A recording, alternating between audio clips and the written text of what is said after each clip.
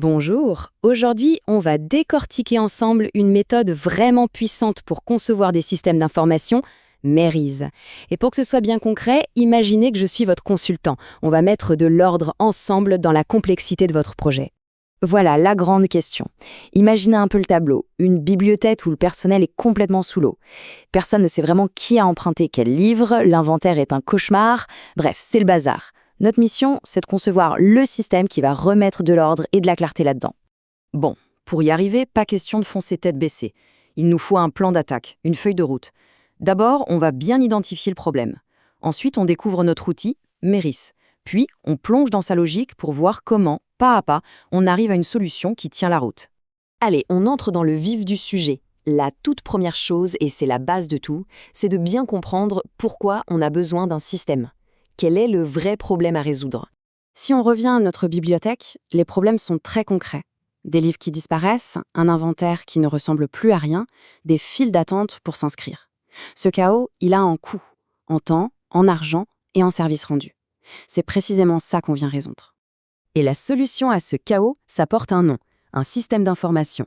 Mais attention, on ne parle pas juste d'un logiciel, non.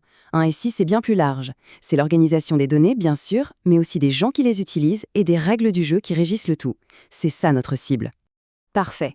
Maintenant, comment on passe de ce désordre à une machine bien huilée? Surtout, on évite l'erreur classique, se jeter sur le clavier et commencer à coder. Il faut une méthode, un vrai plan directeur. Et cette méthode, c'est Maryse. Alors, le nom officiel est un peu technique, mais j'adore cet acronyme non officiel qui résume tout l'esprit. Méthode pour rassembler les idées sans effort. C'est exactement ça. Maryse nous donne un cadre, une structure pour penser clairement, pour démêler la complexité et surtout pour être sûr de ne rien oublier en route. La grande force de Maryse fait de nous faire travailler par étapes, par niveau, un peu comme un architecte. On commence par le niveau conceptuel, c'est le plan d'ensemble. On se pose la question du « quoi ». De quoi a-t-on besoin, sans se soucier de la technique. Ensuite, le niveau organisationnel, c'est le plan du chantier. Qui fait quoi, quand et où. Et seulement à la fin, on passe à l'opérationnel, la construction. Comment on fait, avec quels outils, quel langage. Et le point de départ, c'est toujours, et j'insiste, le quoi. On va donc faire un zoom sur ce premier niveau parce que, honnêtement, c'est le plus important de tous. C'est là qu'on va capturer l'ADN du métier, les règles de base de l'activité qu'on cherche à informatiser. Si on se rate ici, tout le reste de l'édifice sera bancal. À ce stade, mon boulot, c'est de me transformer en détective. Je vais éplucher les fiches d'inscription, les registres de prêts, mais le plus important, c'est d'aller parler avec le personnel de la bibliothèque. L'or, il est là. L'objectif, c'est de collecter ce qu'on appelle les règles de gestion. Par exemple, une règle toute simple. Un membre ne peut pas emprunter plus de 3 livres en même temps. Ça, c'est une information capitale. Évidemment, toutes ces pépites d'informations, on les note pas sur un post-it. On les structure dans un document clé, le dictionnaire de données. C'est notre inventaire commun. Pour chaque petite information, comme le nom du membre ou le titre du livre, on va définir noir sur blanc ce que c'est, son format, ce que ça veut dire, c'est la fondation de tout le reste. Et en analysant ce dictionnaire, comme par magie, des grands thèmes vont émerger. Maryse les appelle des entités. En gros, une entité, c'est un sujet majeur pour notre système. Dans notre bibliothèque, les 2 entités qui sautent aux yeux, c'est livres et membres. C'est autour d'eux que tout va s'articuler. Très bonne question. Si on a 2 personnes qui s'appellent Jean Dupont, comment le système va savoir qui a emprunté le rouge et le noir? Le nom, ça ne suffit pas pour identifier quelqu'un de manière unique et certaine. Et ça, c'est un problème classique. La solution, elle est simple mais radicale. Chaque entité doit avoir une propriété spéciale. Une sorte de numéro de série unique. Un identifiant. Pour un membre, on va créer un numéro de membre. Pour un livre, on a déjà son code ISBN. Grâce à ça, on peut avoir 100 Jean Dupont, le système saura toujours exactement de qui on parle. Plus aucune ambiguïté possible. C'est crucial. Ok, on a nos sujets. Membres et livres. Mais comment est-ce qu'ils interagissent? Eh bien, un membre emprunte un livre. Cette action, ce verbe qui crée un lien entre nos 2 sujets, c'est ce que Maryse appelle une association. Et voilà, quand on met tout ça sur un schéma, nos entités dans des boîtes et nos associations dans des ovales, on obtient ce plan, le fameux modèle conceptuel de données, ou MCD. Pour notre bibliothèque, ce serait une boîte membre et une boîte livre, reliées par un ovale emprunté. C'est tout simplement la carte visuelle et ultra claire de la structure de nos informations.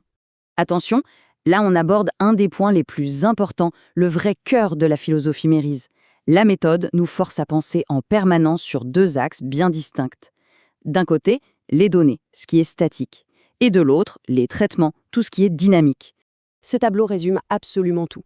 Regardez bien, pour chaque niveau, conceptuel, organisationnel et opérationnel, on a toujours deux colonnes séparées, données et traitements. On vient de faire le MCD, le quoi des données.